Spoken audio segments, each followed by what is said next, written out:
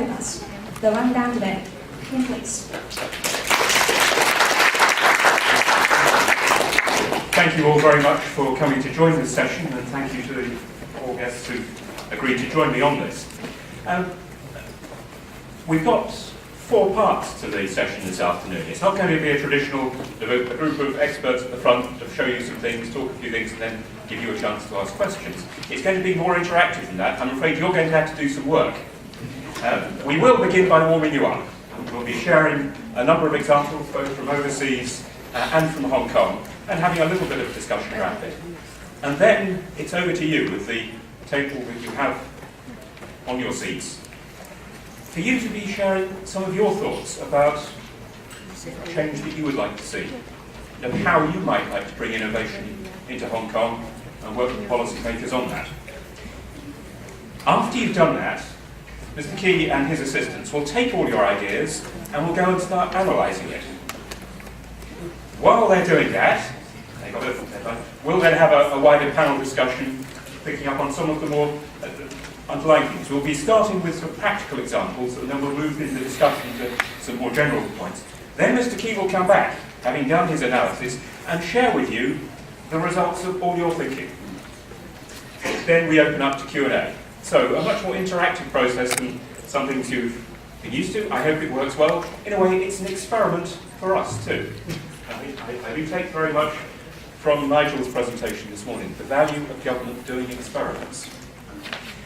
But we have a rather sombre sounding title, Social Innovation for Policymakers. And there's probably not very many people in the room who really see themselves as a policymaker. That's something for people locked away in the government secretariat. Well, any policy, however well developed, well thought through, remains simply a hypothesis, a theory of change. If we do this, we hope that certain things will come out of it. You're never going to know whether it works until it's put into practice in real life. And if you don't then have connection with the people who are trying to implement it and the people who are the beneficiaries of that, you really won't learn anything or know whether your policy is effective, achieving what it's supposed to, or what room there is to improve on it. So I would say everybody, not just the people in the Secretariat, but frontline civil servants and the people in the community that we're working with, the NGOs, the businesses, and the citizens of Hong Kong are part of the policy-making process. So don't feel this is an academic thing just for the civil servants in the Secretariat. It's not, it's for all of you. And then what's social innovation? Well, a very good definition was given by Charles Ledbetter over lunch, and it's a simple thing. It's not complex. It is any advance in or change in knowledge or in products or in services that allows some existing social need to be met better than it was before. I do think that putting the emphasis on the social need rather than the innovation is much more important. If we don't ask the questions, what really are the social needs? And then ask questions of ourselves. Have I really understood it? Have I given an opportunity for the person that I think is in need to explain and engage and make their case to us? Again, will we really be acting properly? And it's only from that, getting into the understanding of the need, that then the possibility of innovation can come. And innovation doesn't have to be grand, fancy stuff. I heard a lovely thing at Hong Kong University a couple of months ago that 90% of what we call innovation is simply failure of memory. That really it's bringing ideas that are already there, but adapting them and bringing them back where they've been forgotten, or applying them in an area where they haven't yet been used. The real thing is, does this action bring about a change in removing a frustration or an obstacle that's preventing fellow members of our community participating in the life of the community more fully, and thereby enriching our whole community? A year ago, the idea of the Social Innovation and Entrepreneurship Development Fund was announced. As Mrs. Lamb said earlier, a year on we still haven't got it out of the door, but we've been trying to learn how some public money could be used better, not to disrupt processes that are already going on, but how to engage much greater collaboration and fill gaps and needs in the whole ecosystem of building up the social enterprise component of Hong Kong society. Our idea is that how can this fund support and establish processes, schemes and experiments, again we've used the word experiments even before we heard it from Nigel, that attract, inspire and nurture social entrepreneurship that can introduce innovations and create social impact and build social capital to address poverty in Hong Kong. With my panelists today, we'll be sharing some examples of social innovation overseas and in Hong Kong. We can discuss the role that government and public bodies play in supporting such innovation. But I'll also be sharing myself one example of government itself being innovative. And again, an idea I want to bring in is the role of government is not just to support innovation outside in the social enterprise space, but it's also to try and be more innovative itself, because government, all its services are about helping the community, and we need innovation and adaptation there as well. Without no more ado, let me invite the first of the speakers, our first example. Nigel, you brought some, you touched on it very briefly in your presentation this morning, but you've now got some more fuller things to say about the Autism Initiative and how your organisation in Boston itself is going. Sure. So, 2 years ago,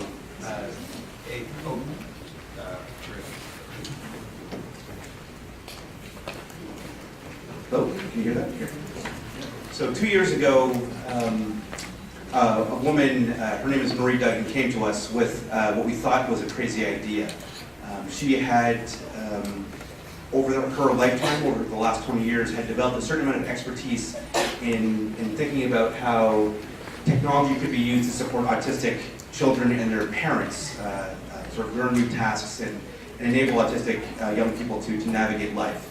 Marie has a 20-year-old son who was very far along the autism spectrum. So he's 20 now, and he just started reading a year ago. So he's very, very what's called a low-functioning autist. And so she had come up with some tools, and she had no idea what to do with this idea. So she came to us, my group, Urban Mechanics, and she was a friend of our mayor's, and he had recommended that she come to us. And she really wanted to give this idea to us and say that we should go and build it and deploy it and develop it as a tool for residents. But as we listened to the idea, at the time we really had... I'm Marie Duggan. My son Michael was diagnosed with autism when he was 18 months old. At that time, there were no other families that I could talk to. There were no autism listservs. There was no Googling autism on the web. There was no support groups. There was no appropriate school programs. And I didn't know a soul who had another child like mine. I felt totally isolated from the world, basically.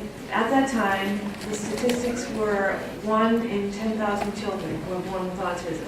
And now the CDC statistics are reporting 1 in 110 children are being diagnosed with autism. That's the equivalent to 1 child every 20 minutes. Autism is now a worldwide epidemic. As I grew with my child, I found myself searching relentlessly for ways to help him. He started to use incredible amounts of visual supports for everything as a way to get through to Michael. So this entailed a lot of work on my part, finding the symbols, printing them, velcroing them, laminating them. This is the 21st century now, and as the technology started to advance, I realized that there's got to be an easier way. The mobile technology has really taken off and has given these children the advantage of being able to communicate without carrying around big binders of visual supports and pictures. To see a child using an iPhone or an iPad or a mobile device is totally different from having a child walk around with a big book with thousands of pictures in it and then trying to manipulate the book to find the pictures that they want to communicate.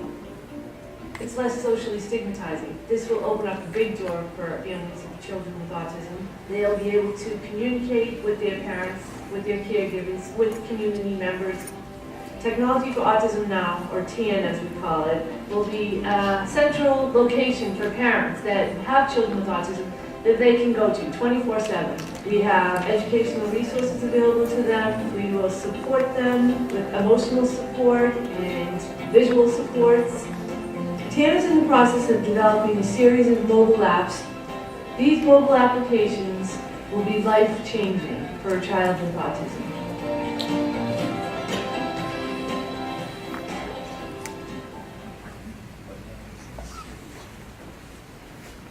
Angela, I mean, it's easy to see from this wonderful idea, but getting from the start to that was a long journey. It was indeed. When this video is actually a little bit dated. This is about a year and a half old. But when she came to us, those little laminated pieces of paper that she showed there, that's what she showed us. She said that this needs to be online somehow. And she had no idea how to do it. She was a very smart person, very committed, but really had no idea how to build software or create an organization to build that software and so on. So over a period of time, we were able to work with Marie. So one of the interesting aspects that we've been able to add in our relationship with Marie is really to incubate her, right? To pull together a network of partners that can help to her grow her capacity to develop these kinds of solutions. And her needs were huge. I mean, she needed everything from the basics as far as understanding how to create an organization. She was, in some ways, I've described her as the anti-entrepreneur. She was the least entrepreneurial person you could imagine in some ways. And she didn't have a sense as to how to build an organization and how to think about a business model, none of those things. And so we were able to, again, by seeing like the city as our resource and all the different organizations that we have access to in the city, we were able to pull together a variety of different partners to help her develop in the dimensions that she needed development in. So everything from organizational development, technology development, design, research, all those things, we were able to pull together to support Marie. What was interesting is that although she's building technology, obviously her mission is extremely social. So when she started, as she started developing along her upward path, she started encountering early stage incubators and venture capitalists. But because her intent was not simply to cash out, her intent was to have a real impact in the world, they didn't know what to do with her. At one point, we had a funny discussion with her where a venture capitalist asked Marie what her exit strategy was, and she had no idea what he was talking about. She said, my exit strategy, I'm going to leave, I'm just going to walk out the door, that's how I'm going to exit. But because there's no exit strategy for her life, right? This is her life. And so, as a result, we had to work with her to figure out, is this a for-profit versus a non-profit? How do we test these things, right? So this was the next big hurdle. How do we get these things out in the world in testing so that people can see whether or not they will have any kind of efficacy? And so again, we in the government were uniquely positioned in that we could connect her and facilitate an interaction with the school system. Our special needs bureau in the school department, they're well-meaning, but they struggle to figure out how to be more innovative and creative in what they do. And so we were essentially able to work with them to craft an experimental partnership in which they would create, working with them, we would create a context by which they could test new technologies with people with autism, learning disabilities in general. So in many different ways, we were able to leverage the resources of the government, both in terms of our understanding of the problem, as well as our ability to help her test the solution to the problem. Thank you, Nigel. It's a wonderful example of the government's capacity to convene resources around a problem. And that includes resources within the public service that are needed to bring something to life. Could move on now to Singapore. And Penny has brought an example and in a different way which government is The paradigm has been shifted for the greater good of society. If you give a man a fish, you feed him for a day. But if you teach a man how to fish, then he will feed himself. 怎么样去思考一个可持续性？很简单， To bring together the three things, people, public, and private sector. To highlight the work of innovators and social entrepreneurs. Austria's Social Enterprise and Talent Development Arts Market, Pop and Talent Hub, or PAD, is a talent development platform, a commercial space, and a distribution network to connect able and less able talents to partners, buyers, and corporate organizations. The marketplace has seen encouraging sales benefiting our beneficiaries. Through the Path platform, creative talents are able to fully maximize their individual capacities and at the same time increase their values at a commercial realm. A new and educated audience, newfound exposure, a higher level of mass appreciation, validation of one's own creations, Path is also a stage for creative expression. Come meet our talents who have now the chance to actualize their potential to lead a purpose-driven life. During the Path Arts Market has been a great teacher. Taught me about the retail business and gave me my organization the opportunity to reach out to the public with our handmade products. Our members are able. I thought, about that very deeply, and my answer was quite simply that it has to be to create the kind of society that we all want to live in. And what type of society then, would be the type of society? My own answer, and I think all of us are entitled to our own views on this, but my own answer was that it has to be an enabling society, not one that depends, that has citizens that are very dependent, but to have citizens that are self-reliant, citizens that can become net contributors. So in thinking, about that, it brings me back to 2006 when we first created the Social Innovation Park. At that point in time, I was looking at the range of social issues and challenges on the ground, and obviously there are many. And I asked myself, what could I do to make that change? Should I be supporting, say, the autistic group, which is a growing group, or is it the visually impaired, or the hearing impaired, intellectually disabled? What should it be? And I thought, as a policymaker, the best thing to do is to create a platform. Because by providing a platform with the right type of tools and access to market, access to demand, access to finance, and of course access to capability development, I think that would be the best way to then empower individuals to then enterprise for a cause. And that was the banner under which we thought about starting the Social Innovation Park. Then the next thing was, but we need some actual examples. Because the problem was in 2006, very few people even understand the word social enterprise. So then, we need to educate the people, but words are not enough, action speaks louder. So then we created this platform called the Pop and Talent Hub. The idea then was to be able to create a platform, which is in a commercial space, the biggest shopping center thoroughfare in Singapore, called Vivo City, partner with them so that they enable us with the space, and of course, give us some level of publicity. So leveraging on the private sector network itself to create the awareness and of course the resource. And then, also from the government's part to try to get the government into the entire designing and thinking through that phase. So we created, or we partnered two particular initiatives, one called the Creative Community, which is under the then Ministry of Information, Communication and the Arts, where they fund community bottom-up approaches to bringing arts to the people. And then we also partnered the then MCYS, which is Ministry for Community Development, Youth and Sports. Both of these ministries have been sort of redesigned today. But at that point in time, their interest was to support the works of the disabled community. So our approach to them was then, to say, let's go for a hand up, not a hand out approach. There are pockets where handouts are still very important, but a mindset of enablement, that everyone can do something, regardless of whether you are deaf, blind, or even intellectually disabled. If we believe that every person is born with a special talent, even if we are devoid of another talent, we can still contribute, then this market will work. So the Pop and Talent Hub then went around to look for people who have some form of disability, visibly or not. So we have people who are muscular dystrophy, people who are visually impaired.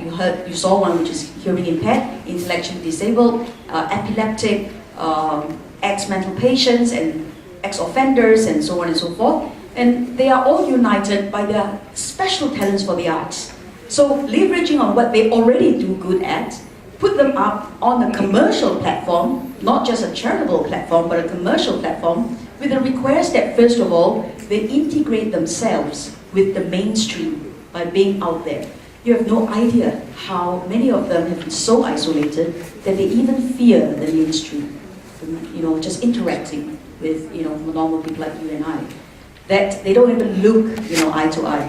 But by getting them there, having volunteers to help them along the way, and then of course ensuring that indeed their products, their talents are being appreciated, not because it came from a disabled person, but because of the value that it brings, that the real value that it has, that really gives them a sense of dignity and self-worth.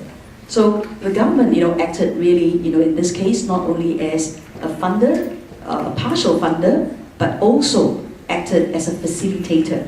And when it was successful, what it also did was to then proliferate the idea itself. And now in Singapore, there's several of these Pop and Talent Hub markets in different shopping centers and contexts. Thank you very much for sharing that again. The power of a platform that brings together different actors and can keep on going, irrespective of changes in government organisation, which is not just the problem in Singapore. Stepping back from a general platform to a more particular example that Mr. Key would like to share with us on the mental care connect.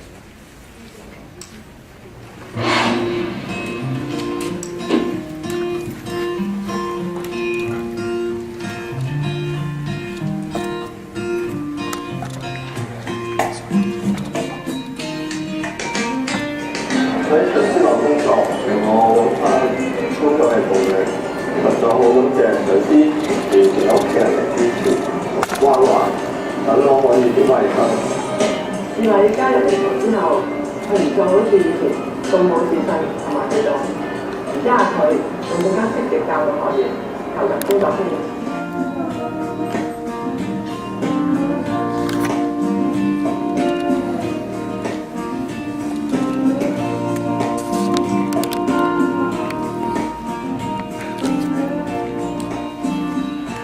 喺平常工作咧就好開心嘅，咁同埋即係同同事之間咧就好似個大家庭咁樣，咁大家嘅關係都好融合、好密切嘅。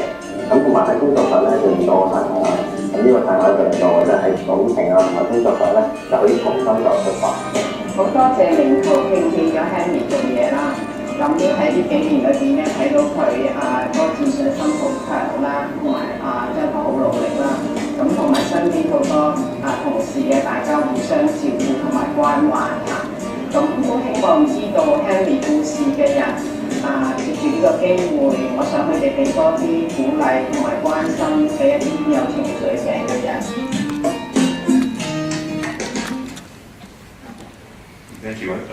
My understanding is that what's here is not simply creating a business, but the business works because of the support that comes in from mental care professionals and others to give help to people. For the benefit of the majority of the audience, I will speak in Cantonese, so you need to put in your headphone. 大部分都係講廣東話。我想講咧，明圖聯繫咧，佢係一個先行者喺社企入邊。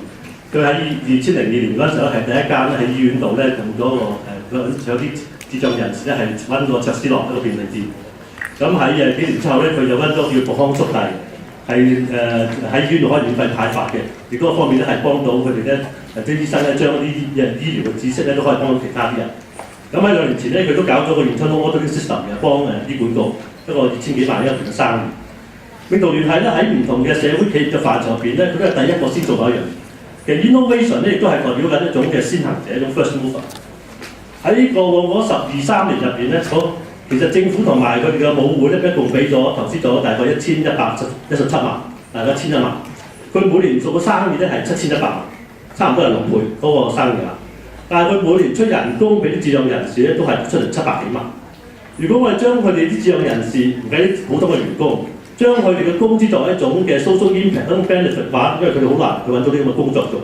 其實佢每年嘅 social impact 咧，差唔多係60幾%，即係話每年嘅社會投資回報率咧，差唔多係65%。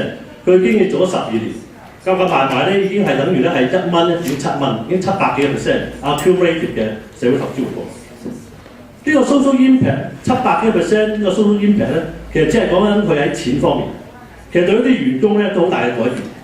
其中有一個係智障嘅員工，佢話咧佢喺壽司郎度賣嘢好開心，佢喺間個康樂品專門店度做嘢好開心。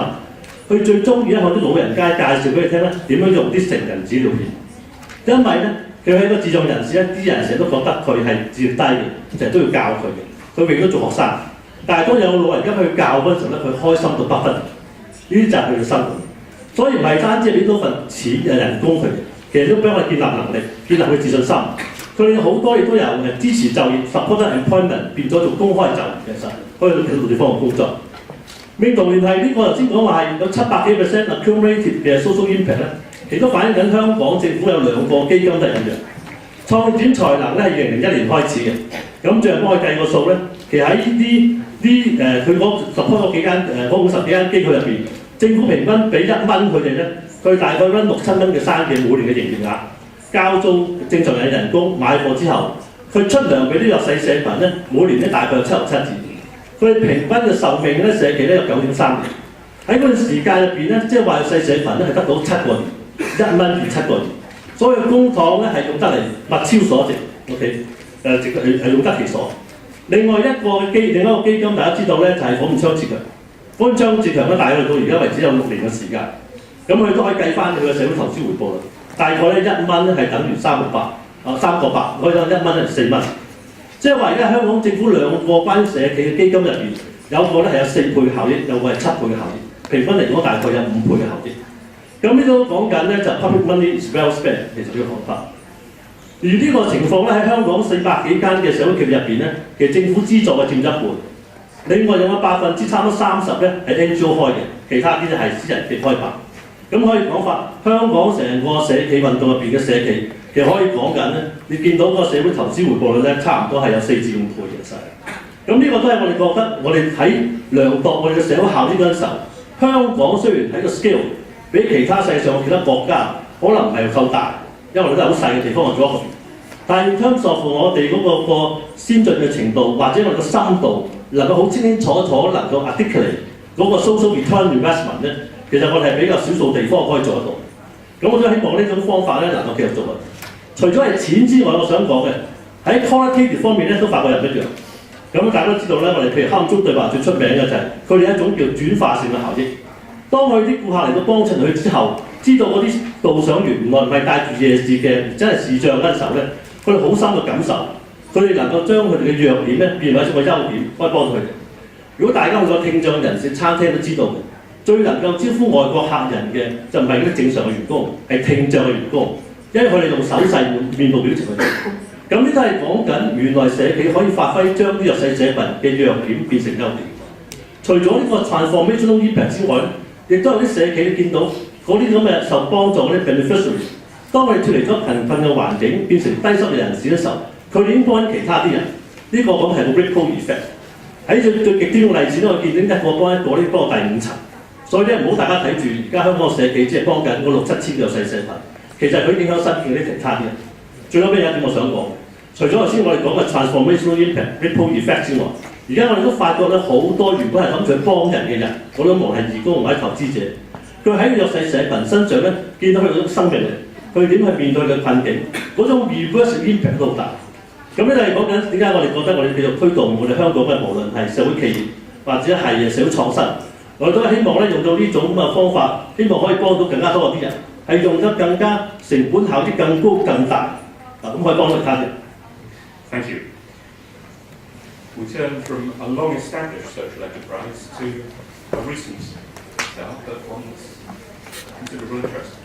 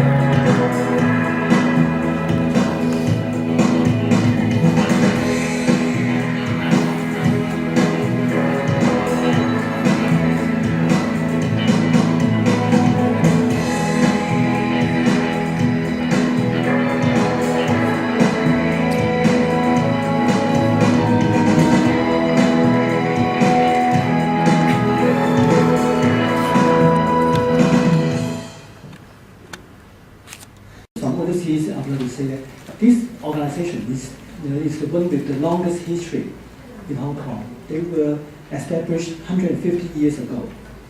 And this project, Rising Eye, is actually a very typical, we call it a work integration social enterprise. That means we try to create more jobs for maybe some kinds of disadvantaged groups so that they can have opportunities for training or employment and income generation. In past, we saw some examples where, because we focus, or I would say some social enterprises focus too much on the needs of their clients or the workers. And we sometimes call them maybe too much supply-driven instead of demand-driven. If you want to have business, you really need to have some business which is really demanded by this community. For this one, I think is a combination of two. On one hand, they have contact with a number of youth with low education or low skills. On the other hand, they also found a viable business because both cycling and hiking are very popular activities in Hong Kong. So I think that's why they can achieve balance within 2 years of the funding period. And then now they still survive and even export to overseas. And the second part I would like to say, this is also an example of tripartite partnership.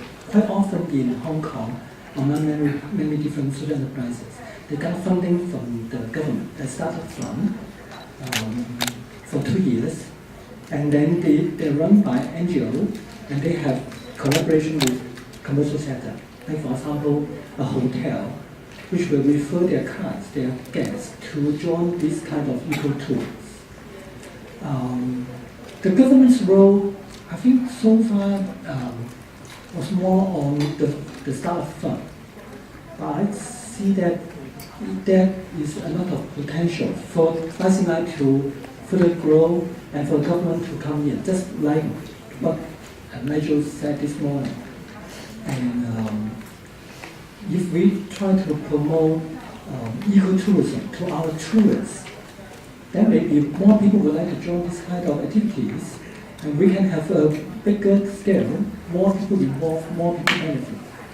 And so far, I know that they have trained about 80 young people, and 50 of them have already left, either going back to school or find other jobs. So I want to say it has been quite successful. And the 30 young people still working there, they have got quite good in terms of salary and other kinds of, say, job satisfaction and so on. So I would like to see maybe after today we can have more collaboration between the government, commercial sector, and NGOs, especially Tomago Hospital, to try to scale up this kind of activities and make a bigger impact. Thank you very much. There's another area that government can have effect, it's in its procurement, and on 2 occasions in the efficiency unit we have procured services from this particular government, and that also contributes. But now from something which is beginning to be exported from Hong Kong to a project that has been imported into Hong Kong and developed successfully here, which is Dialogue in the Dark.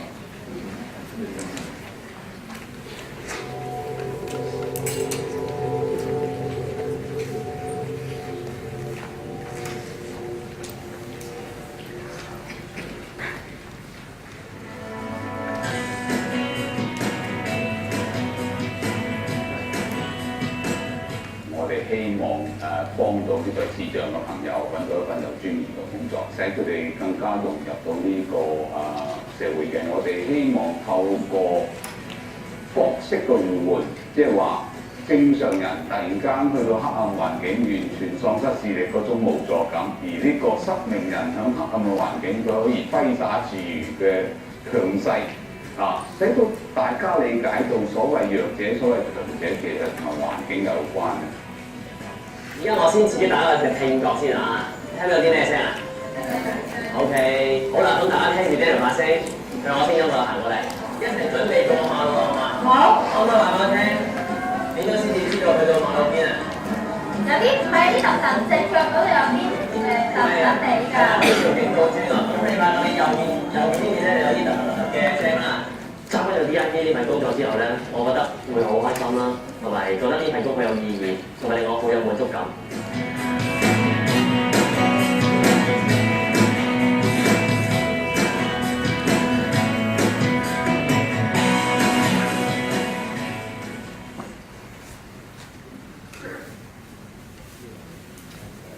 Fanny, I understand that in Singapore you also have dialogue in the dark. Do you have any reflections on this as a... Well, thanks, Kim. I met the founder of Dialogue in the Dark back in 2007 or 8, in Davos itself, actually, and experienced the first Dialogue in the Dark there. My own take on Dialogue in the Dark is that it's a really good initiative for us to realize what we do not see. And very often, we see what we want to see in our mind's eyes, rather than what's really physically there or not.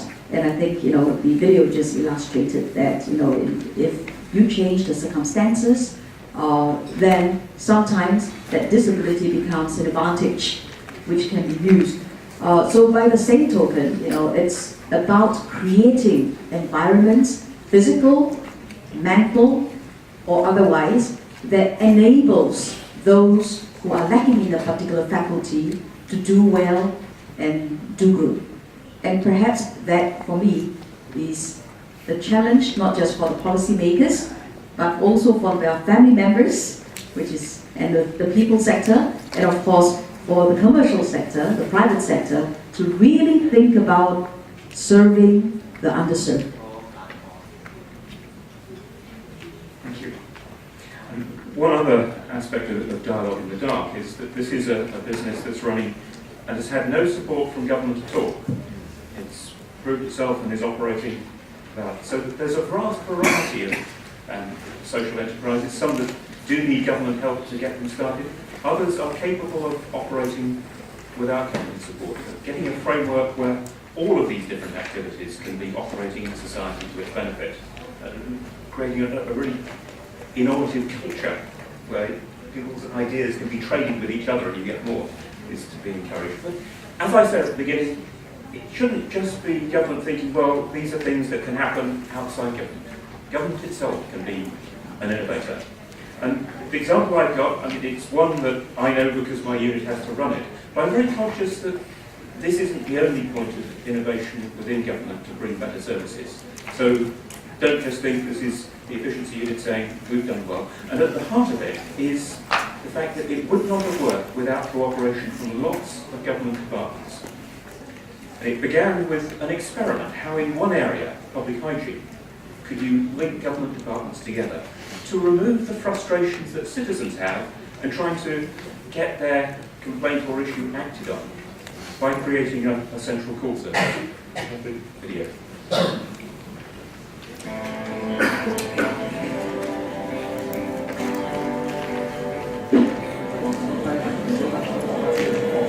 呢度係康樂及文化事務處，我係 Cherry， 請問有咩幫到你？晚安，呢度係漁農自然護理處，我係 Cherry， 請問有咩幫到你？晚安，呢度係屋宇處，我係 Cherry， 請問有咩幫到你？晚安，呢度係運輸處，我係 Cherry， 請問有咩幫到你？晚安，呢度係1823，我係 Cherry， 請問有咩幫到你？ Thank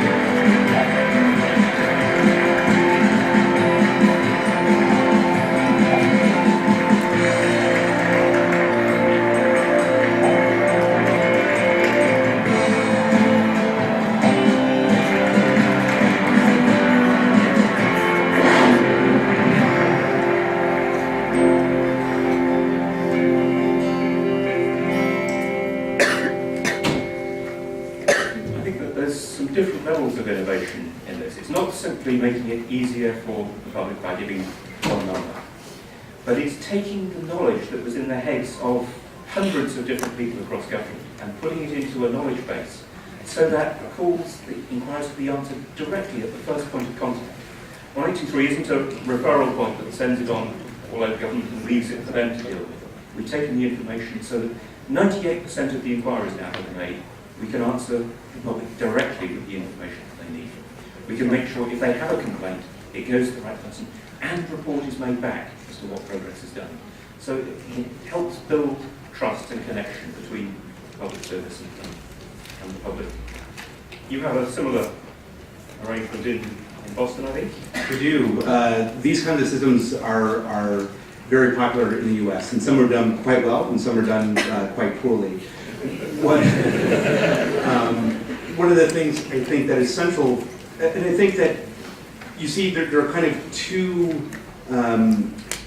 ways of thinking about the value of, in the United States, they're generally called 311 systems, so that in any city you can just dial 311 and you can get a call center.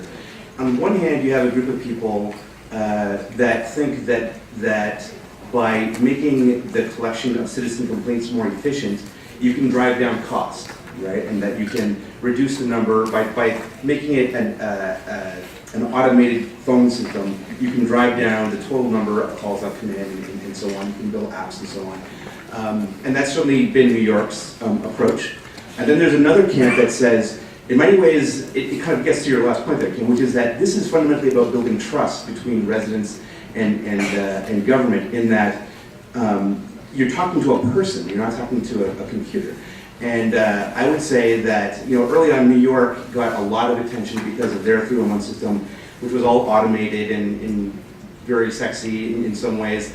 But when they started doing customer survey satisfactions, what they found was, although the call volume is very high, the satisfaction is actually extremely low, because people get frustrated after just a few seconds, because generally speaking, if you're calling in to complain, you're upset, and people want to complain to people. And so their drop rate was extremely high. And so I think that the approach that's been taken here is actually really, really interesting, of making it a person, because this acts also to personalize government. I think that we've spent the last many decades around the world trying to professionalize government, and I think that's good, because we need to be more efficient, we need to be more effective in how we deliver service. But it's also meant that we become bureaucrats, or that the sense is that government is filled with a bunch of bureaucrats. I can say that because we're amongst friends, right? I also work for the government. But in reality, government is basically people helping people. And I think these call systems in which there is a person on the line, it reifies that. It reminds us that you're connecting to a person and not to a machine. And so I think the approach being taken here is very powerful. It also gives you really a good sense of one of the most important things that we need as government officials, which is an understanding of what is important to our resident, right? It's very easy for government officials, if they're not listening to people, to go off the mark in terms of where we're spending our time. Because if we look at ourselves internally, we can end up doing whatever is easiest for us, but that actually may not translate into improved service. And so I think that the more that we can understand what our is of concern to our residents, the more that we can be directly serving them and doing a better job. Thank you very much. Right, are you feeling caught up? Because now it's over to you, or rather over to Mr. Key to explain to you what he would like you to do over the next 15 minutes or so. Well, 跟住落嚟咧，就大家要warm up去做啲嘢嘅時間。呢度咧，而家大概呢度咧有60個係公務員，有60個咧就唔係公務員嚟嘅，係其他嘅朋友。咁咧，我哋希望大家手上都有個 question list， 呢個 question list 係一模一樣嘅。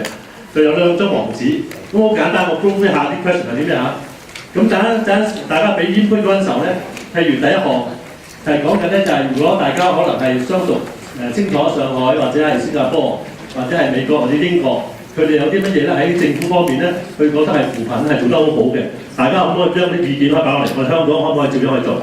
就係假設係第二個地方嘅政府佢哋點做，又可唔可以抄過嚟？第二個咧就係如果你識得啲弱勢社群，或者你自己都可能係有啲需要嘅，你覺得政府可以點去幫你 ？OK， 咁呢兩條題目咧都係要扭轉自己嘅角色，咁係另一個角度去重新睇一件事。下低嗰4條咧就比較係從政府角度去睇嘅就係。如果大家可能係公務員嘅，或者識得一啲部門嘅，你覺得咧有啲咩新嘅方法咧可以幫到去處理而家面對而家個貧窮問題嗱喺你自己部門？如果可以嘅話咧，你寫埋之後咧，都寫埋係邊個部門咁樣，睇清楚啲。OK。第四條問題咧就係話，從一個政府部門嘅角度咧，你覺得就算唔係扶貧都好啦，你自己部門入邊有啲措施、啲流程咧，你覺得都可以改善，可以做得更加好嘅。咁你覺得嗰啲係乜嘢？咁都唔該你寫埋嗰個部門嘅名稱喺度。第五個咧就係、你覺得有啲可能係跨部門嘅，或者政府嘅一啲嘅服務，你覺得可以 streamline， 可以簡化輕便，可以慳錢，可以更加快時間 turnaround time 嘅，你覺得邊一啲係可以咁做，可以幫到香港人嘅咧？第6條咧就係、你覺得有咩其他方法去量度個社會效益，去量度個 input。因為頭先好似我哋講緊，好似而家兩個寫嘅 policy， 好似命途聯繫咁講，你都見到咧，其實佢哋量度方法係就社會投資回報方法去做，唔代表每一種嘅政府服務都係用呢種方法去做嘅。但係你覺得有咩更加好嘅方法去量度效益，等到公眾更加明白咧，就我呢個人做咗好多嘢。第7個咧就係、你諗到乜嘢任何新嘅 idea 你都可以嘅，其實。咁大家寫嗰陣時候咧，大家可以有1至2張黃紙啦，一張黃紙寫一個 idea， 咁可以寫1張或者2張。咁陣間咧就同事咧就會過嚟收嘅。寫之前咧唔該上嗰寫個 number， 方便我哋分類。咁陣間同事咧就會嚟收咗之後咧，我哋就喺嗰邊嗰間房嗰度咧，我哋就係用半個鐘頭嘅時間，就將佢 grouping 寫翻好，咁啊變咗將個大嘅 chart 嗰度嘅。咁係一張。係。咁我哋呢張咧叫 Mandela chart 曼陀 chart。咁咧就會將大家嘅 idea 總結到大概可能有6個至7個嘅 category。每個 category 咧，我哋到時再 summarize 佢，可能頭先可能一樣，亦都可能一樣嘅。咁入邊咧就將大家啲 idea， 我哋盡量咧係揀每組每個 category， 可能揀4至6個出嚟寫喺度 ，OK。咁陣間咧我哋寫好咗之後，喺大 chart 度咧，我哋就影張相喺個 projector 度翻出嚟，俾大家再睇翻個 graph。然後完咗之後咧，將個大 chart 咧，我哋就連喺張門口度，俾大家投票嘅。大家見到有2個紅色2個點嘅，陣間你覺得你就揀2個，你覺得係最應該要做嘅，你就連喺個 idea 嗰度。咁咧到後尾可能過咗聽日我哋收晒點之後，咁大家知道原來大家最想咧政府係做啲乜嘢？無論你係政府內部公務員好，你係市民好，我哋想咁嘅方法知道。喺呢度打個問題有冇？冇人嘅，大家可以開始寫㗎咯喎，好嘛？我哋俾10分鐘時間大家寫啊，如果可以短啲更加好，咁變咗我哋可以長啲時間喺度做。翻返頭先嗰張好嘛？咁大家可以睇住。All these ideas put in the master chart. This is the book. The book is a 寫好之後咧，大家舉舉手咧，就有同事過嚟收咗你嗰2張紙啦。嗰邊有人寫啦。各位，如果有好多意見，好多部門可能大家都係。Please put down the number in terms of question number that you are addressing, so it's easier for us to classify the post-it. Don't worry about you have written down because you don't need to put down your names. You can do it anonymously. I'm going to right now, although all my bosses are here.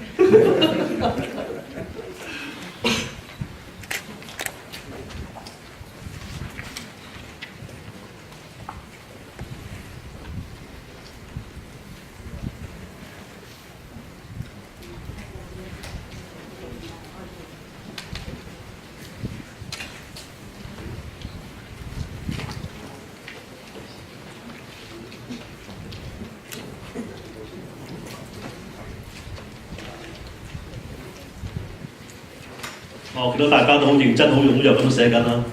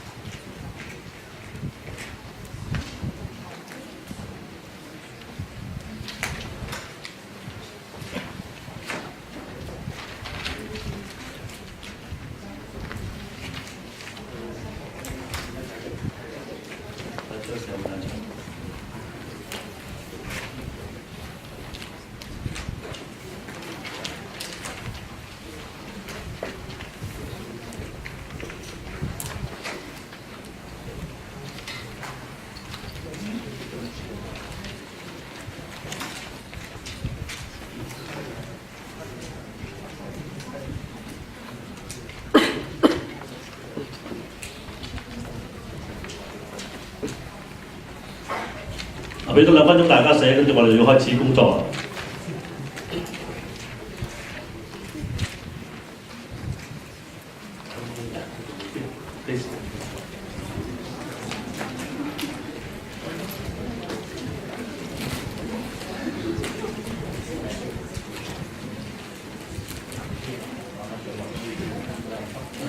Anybody need the brand post-it？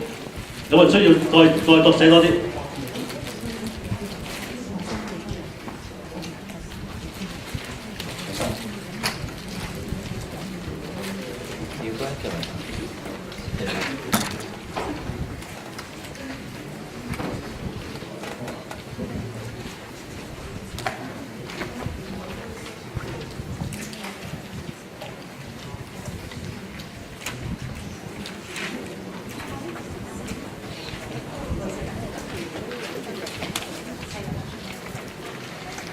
差唔多咯，我諗係咪？係，不過仲有，Howard呢邊。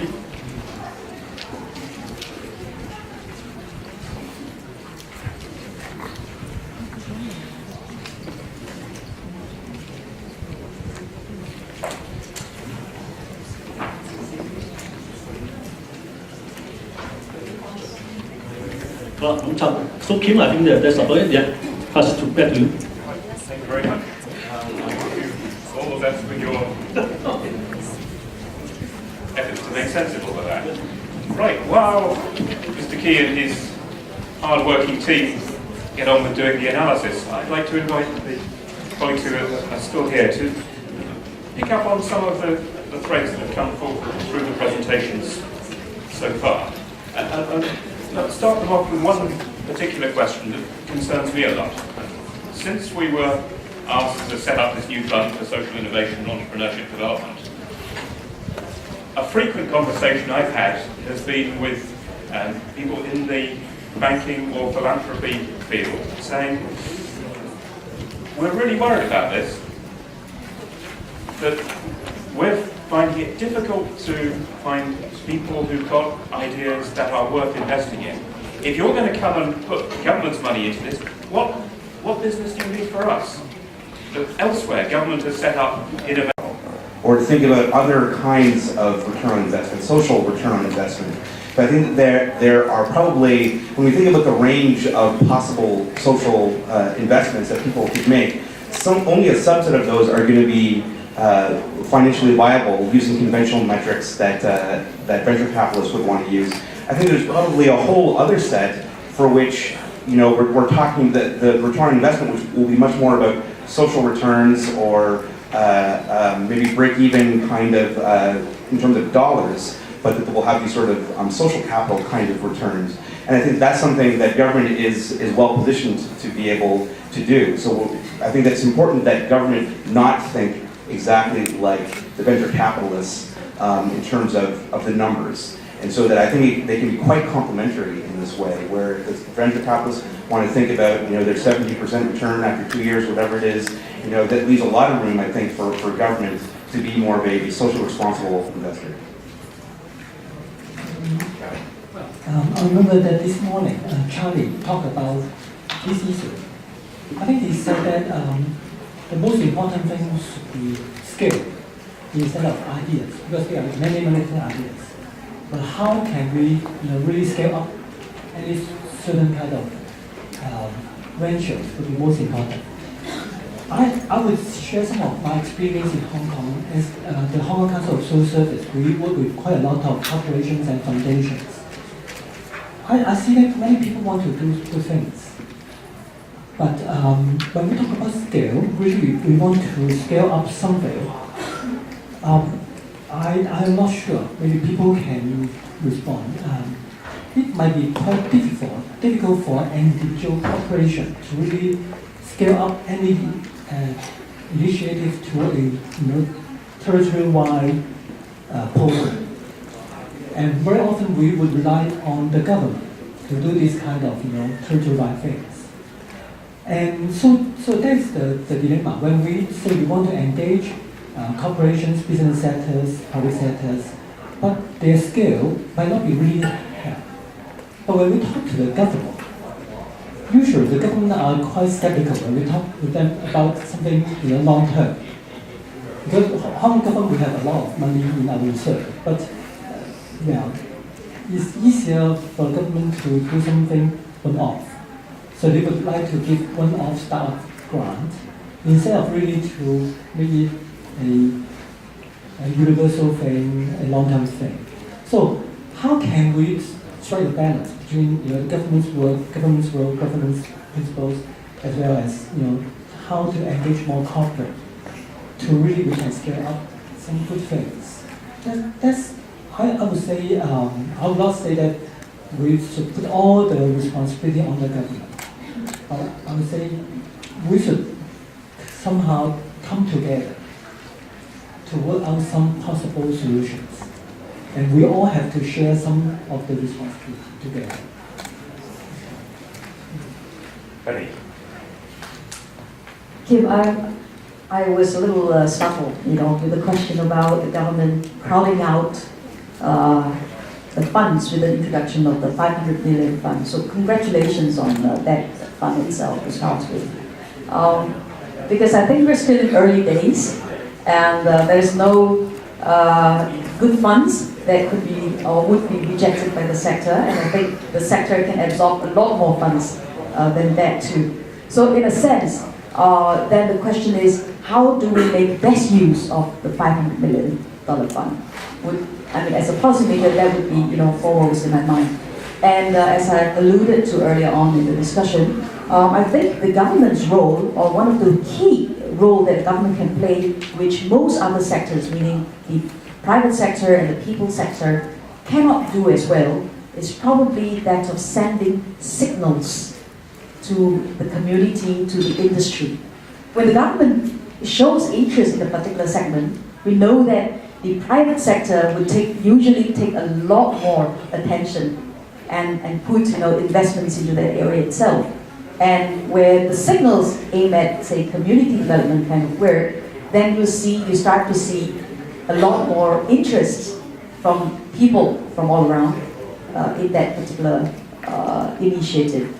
So take, for example, in the case of Singapore, for quite a number of years, the ministries in charge of community development, youth and sports, social, family, has had a fund in investing in social enterprise.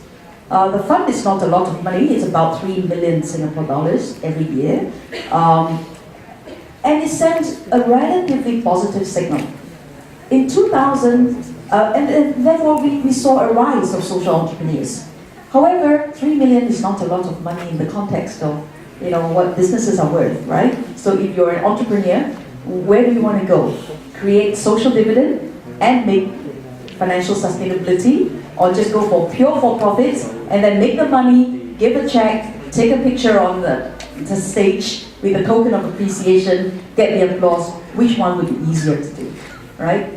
However, in 2011, the new president, or at that point in time, the president-elect decided that social entrepreneur, social innovation is indeed something that can help Singapore towards a better future.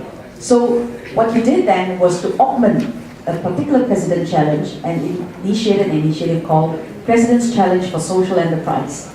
Now it doesn't have a lot of cash money in there, but what it does is that it now puts limelight on social entrepreneurs at the highest level, at a state president recognized level. What that did was that it spurred a lot more interest, especially amongst the private sector players, to say, well, we want to be supporting those organizations that have won that prize, and the individuals that are recognized, so that they are also seen to be aligned. So that in itself then took Singapore's social enterprise scene onto the next level itself. Now, what I learned from all of this episode really is that it is extremely important, of course, to have money and funds in there, without which, of course, no businesses can grow. But it is also far more important to recognize the works of the people who have already been doing, and also those who are aspiring to do so. And for that, you need a lot more recognition, a lot more publicity. And therefore, where the government is concerned, where the policymakers are concerned, I think our role is to enable that kind of thinking and put the funds to these concerns. So that, would be my take on how, that the money can help that sector without competing with other sources of funds that these organizations, that the other sectors can contribute to. Can I just, also end on one very interesting example? So the Social Innovation Park has been, trying to infect corporates in particular to be part of the place since 2006. There is one particular bank, the largest bank in Singapore and probably in Southeast Asia, that has been with us since 2006. It started with one of the managing director for enterprise banking being interested, and because he's a friend of mine. So he came with one of his staff the first year in 2007. In 2008, he came with a few more staff, and then we said to him, can you now bring a few more clients? Because his clients are all in the business sector, and perhaps if they know about this, there's something that they could do more. And then, fast forward to 2011, when the president launched this particular initiative, it was not just him, his department, or his clients that are directly involved. The entire bank also decided that they should take that as their main CSR, and of course, also in so doing, create a culture, a value system that helps the bank to attract talents, retain clients, and gain new markets. They launched the first social enterprise, or banking package for social enterprise, and today they spend millions of dollars every year. They are also present in Hong Kong, I was told, and also looking to invest in social enterprises. So, I hope you welcome their funds and, of course, ask them for more than that. Ask them for their staff participation, and ask them, to also allow you to access some of the resources from their clients. So the idea really is, if we want to really have great and see great progress and quantum leaps in this sector, all hands have to be on the deck. Your point about giving recognition to the people who come into the space is a key one. I know Home Affairs have done a lot of work around the existing social enterprise funds to give that kind of recognition. I'd like to broaden it a bit. I know, as well as your work with Boston, you're also connected with Code for America. There's been the idea very strongly pushed in the United States that by opening up data sets that have been held within government, you create opportunities for more innovation to provide these. Certainly OGCIO have been trying to do the same thing again here. What's the evidence as to how successful that opening up has been in creating new enterprises? So it depends on what you consider to be evidence. I mean, I agree with Penny that a lot of this stuff is still early days, but certainly the data that's been released by a variety of cities, some of the Code for America fellows, so I don't know how familiar you all are with Code for America here, but Code for America is a program that's been running for 5 years, in which typically technologists and designers spend a year in public service. I mean, they're paid for their time, but it's sort of far below, they're paid a living wage, basically. And then they spend that year working on technology projects, typically for cities, that cities ask them to solve. It could be a problem of some kind of special transactional system, whatever it is. And what we've begun seeing is that many of the fellowship teams that take on these projects have been able to turn their projects into startups that they are taking beyond the city that they started in. The team that started doing a technology for tracking, do you have the concept of blight on here? Sort of blighted properties, properties that are falling apart, essentially. So in New Orleans, after Katrina, a lot of buildings were damaged beyond repair, and people just abandoned them. And so these are called blighted properties. And so the scale of the problem was so big that the government had really no idea, who was which properties were in what state and who needed to be doing what. And so the Code for America team developed a tool that allowed the residents and the government to track that fairly easily. And so that team was able to turn their basic technology into a product that they're now working with other with other cities, to sell them to other cities. The model is interesting because essentially what it allows the team to do is to treat each individual city as their test case, as their experimental platform, and then they're able then, assuming that they can make the technology work, they can scale that up. In Boston, I alluded to this project earlier today, but one of the platforms that we did with Code for America, which was called Discover BPS, it has, although it was not the technology, we did that in collaboration with Boston Public Schools, but it was also, it tended to be seen as sort of an outside project. It wasn't one of the platforms that was delivered by their core team, in other words. But it's been so wildly successful based on the data that the school system exposed that they have since shut down their platform in favor of this new one. So I think that one of the things that the release of this data allows us to do is to take, typically local governments do a not great job of thinking about the user's experience, and these startups, and I think sometimes for good reason, because they've got a lot of things to do. I mean, there's both managing the policy, the product, and so on. Whereas these startups can be single-minded in what they do. They can focus on one thing, so they're able to do quite a good job of it. So I think that we're definitely still in the beginning phases, but I think it does seem to be working. Your answer is brought around to is like another aspect of where social innovation is useful for government. It's not just government trying to do social innovation itself, but seeing the opportunity to use people out in the NGOs and others to help us with our own innovation. And perhaps, Penny, have you seen good examples of that in Singapore, or had experience of trying to make it work? You know, during lunch itself, a funny thought, conflicting and maybe even controversial thought emerges in my head. What if government is the social innovator?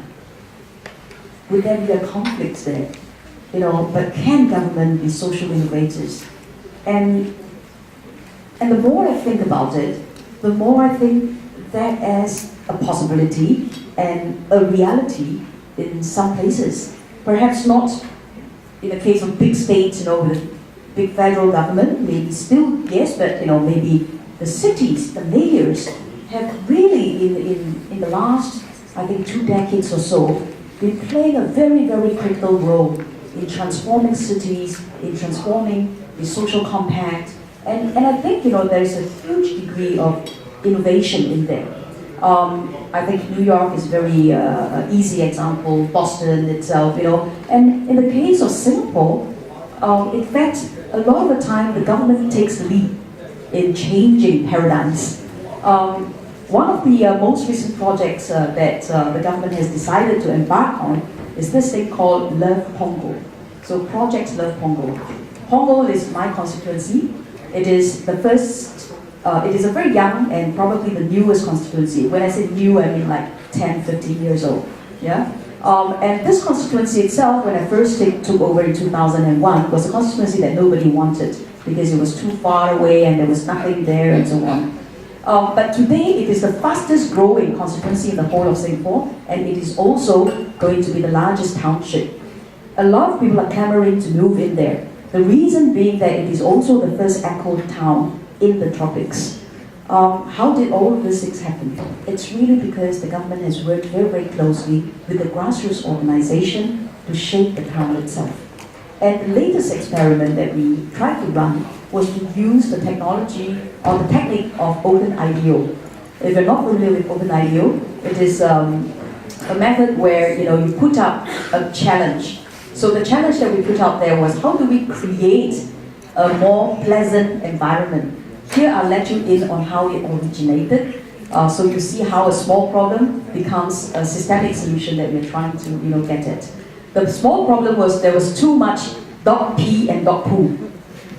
The city council or the town council, you know, has tremendous problem cleaning it up, and it was wasting too much resources from the National Environment Agency. And, you know, the more you clean up, the more comes up, right? Because as a young estate, people love puppies, sometimes more than children. So the real challenge was there. So how do we do that, right? And so we thought, okay, let's try to clean a bit more. But we found that actually it really doesn't help, because the more you clean, the citizens or the residents there expect that this becomes the government's job, and that is not sustainable. Because if the government, of course, can send out a whole team of 24/7 cleaners, but that would cost taxpayers a lot of money. So it is not sustainable. So then, what is the next best way? Well, the next best way is to say, okay, since the government doesn't have all the good ideas, then can the government, fund and be part of the solution together with the people? So we said, all right, let's come together. And then we posted a challenge on the internet. And the challenge is to create a clean living environment for the people in Pongola itself. And that challenge itself was broadcasted, of course, through the internet to the platform of IDEO, called Open IDEO, to get ideas from everywhere, Singapore, US, and so on and so forth. And when the ideas, starts together, we then try to prototype them. Not the government prototype, but the citizens coming together. And of course, the corporate citizens coming together to prototype that together, making small little models, and working through and walking through these suggested or proposed solutions to see whether it works or it doesn't work. And in the midst of that, what you found is that the people and the public sector connected on the same side of the conversation table. And it created an awareness that indeed this is not a problem for one party to solve, this is a problem for all of us to come together to do it. Is the problem completely solved yet? Answer is not yet. We are just post prototype stage, and the next stage is really to bring it out to a larger audience within the community, to the residents, so it's very localized, so that the residents can now start to implement some of these ideas with their neighbors. So that is Project Love Pongo, concise form. Again, back to the original, what I originally stated, that really, if we want to look at any form of social innovation, it cannot be done in isolation. This issue of forming partnerships, I think we talk a lot about this, but the reality is it's hard to do across sectors. And the reality is one methodology does not work in every example, right? The approaches between working with a technology startup and the government is different than working the partnership, obviously, that you see between a hospital and the government and so on. So I think it's useful to not use a blanket term, but to think in particular about how you're connecting with certain kinds of institutions. And we've done a lot of work with universities in Boston, obviously, because we're very kind of lucky to have this great set of universities in the area. But we've tried to take a different approach to it. We try not to take a big sort of institution-to-institution approach. I mean, that would be the standard way of thinking about it, right? That we would come up with some kind of a memorandum of agreement between the university and the government, and there would have to be lawyers, and the mayor would have to sign something, and the president would have to sign something. That's just a mess, right? Because we still don't know if it would have any kind of value. So instead, the approach that we've been taking is very relational.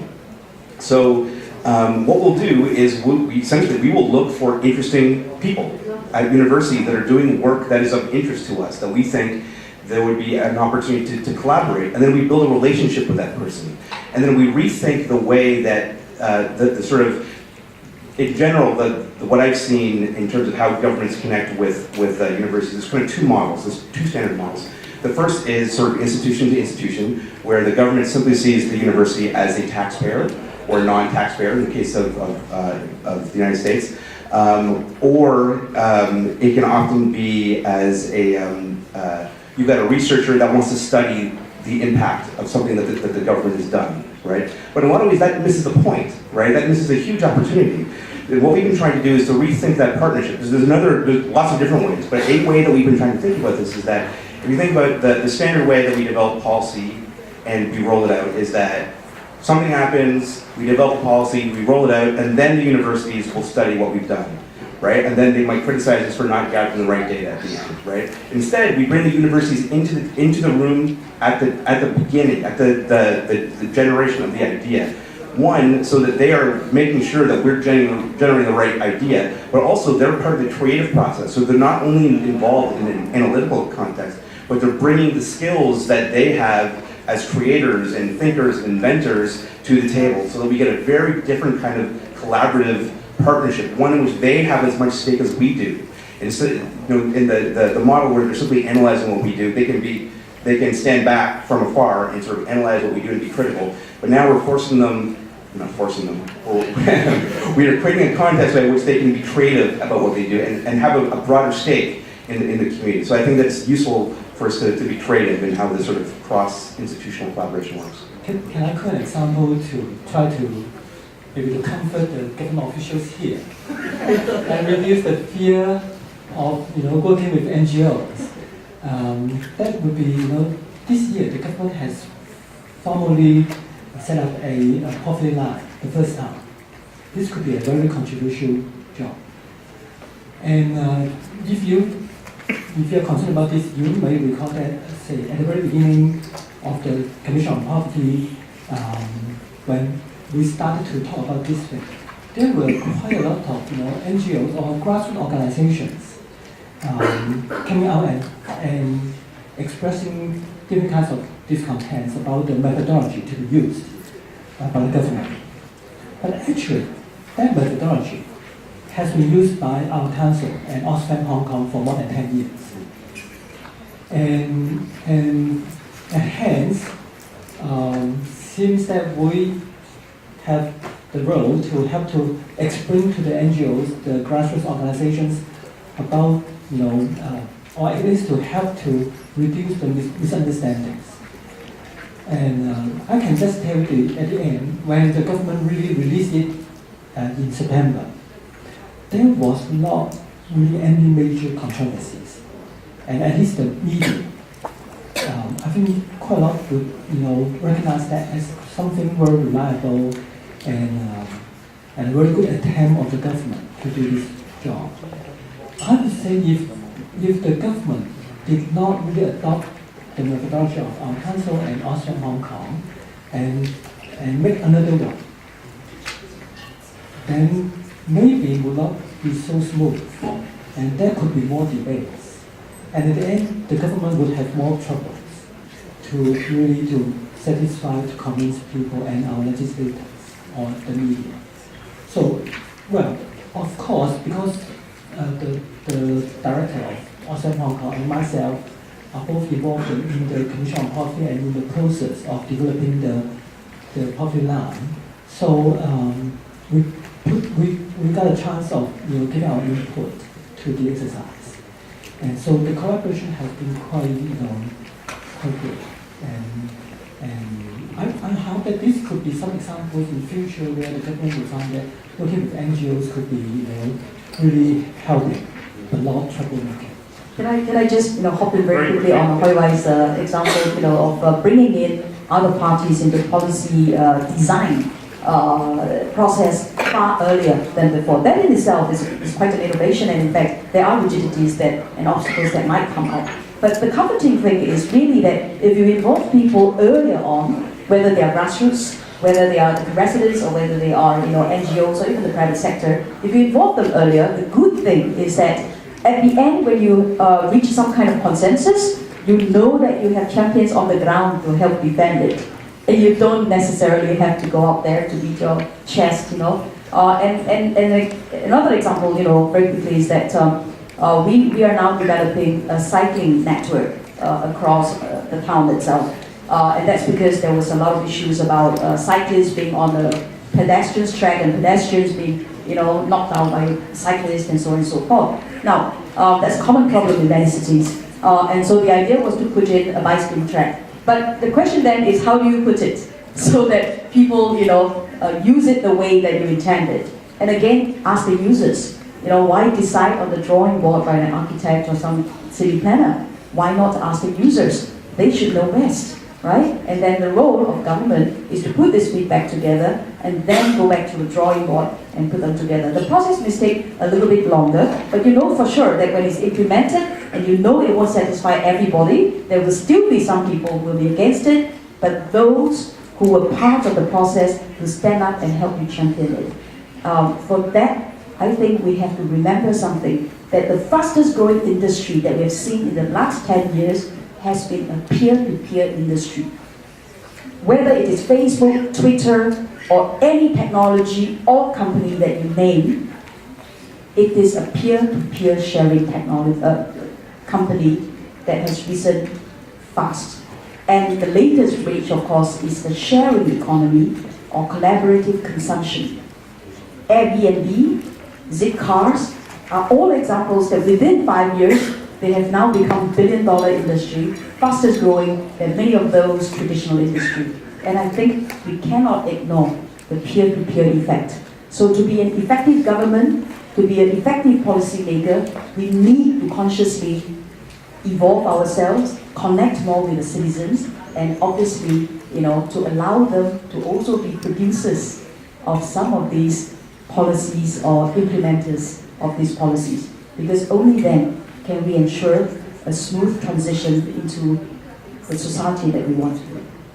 Thank you. Do we have time? Can I ask them a question? You can ask them a question afterwards. So I see you already share ideas.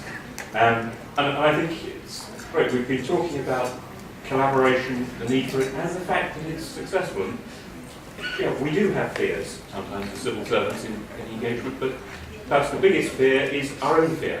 And if we get over that, really good things can come out of it. So let's see what good ideas have come out of your heads. Yeah. Thank you.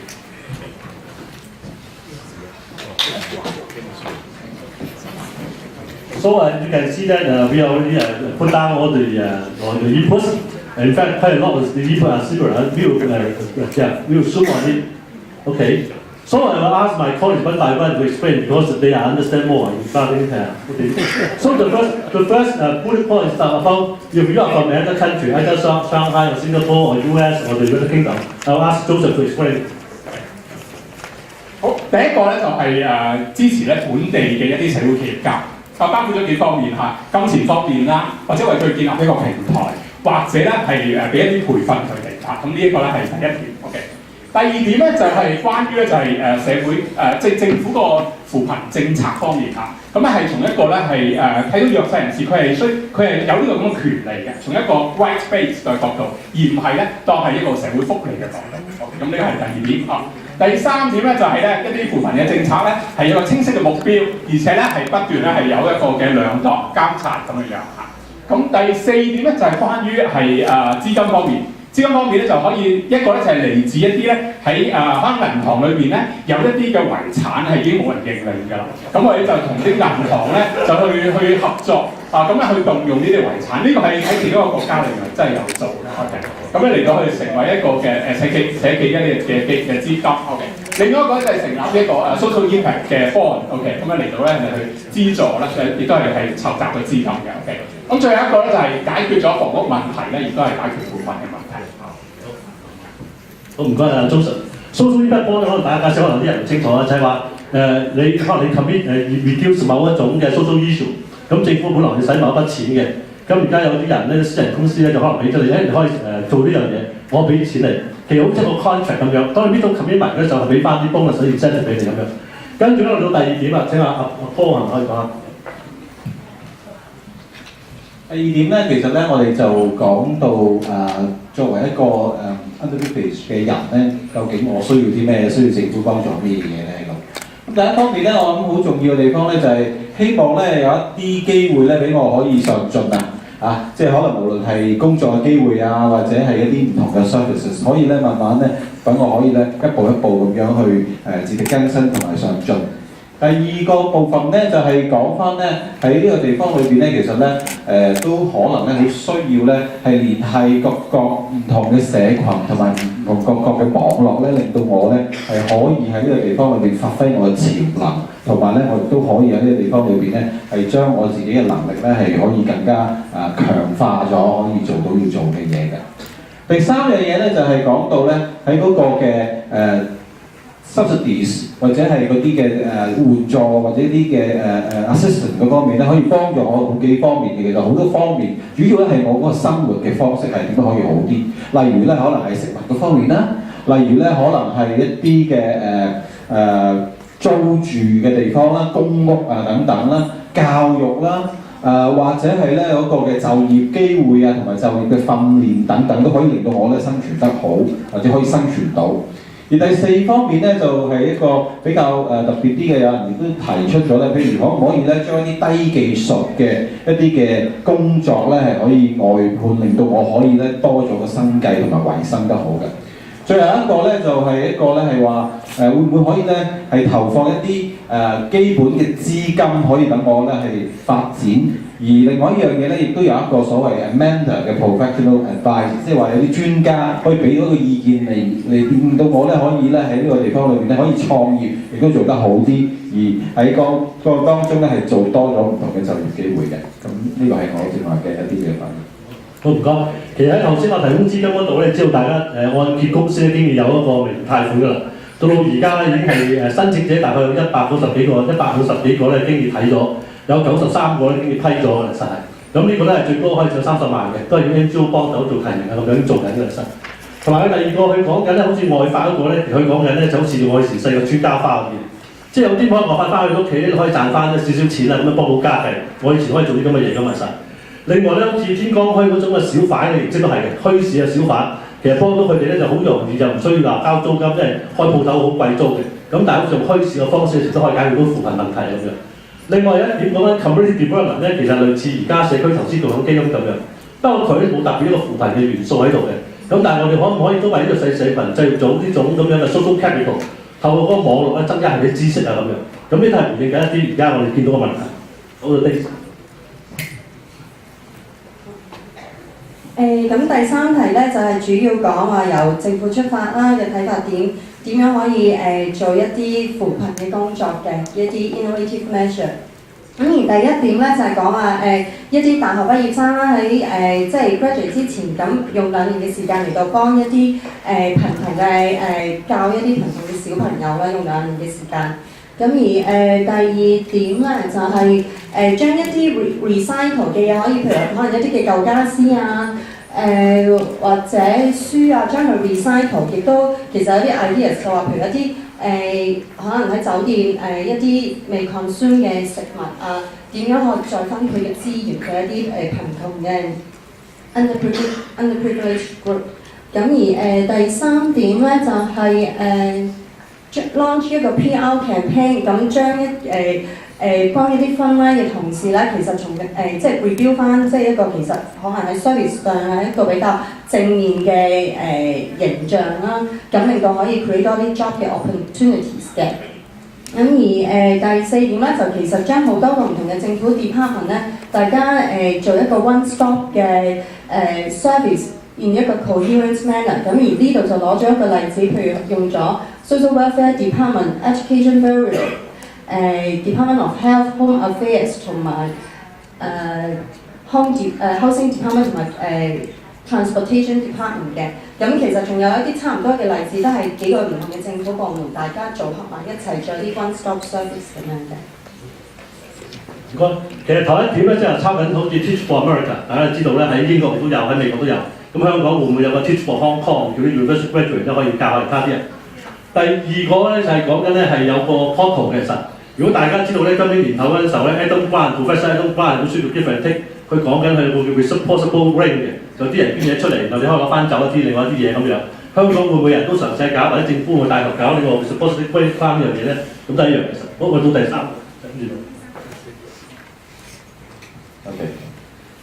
呢一組咧係講喺特別針對某一啲政府部門，咁佢就建議咧有一個係關於我諗係康體嗰方面咧，就特別係啲公園啊，佢話即係希望咧，即係呢啲公園能夠俾多啲人用，同埋佢覺得好玩開心，咁做一個指標咧獎勵，即係去鼓勵人用呢啲 public facility 嘅部門，咁咧就有佢一個咁嘅獎勵啦。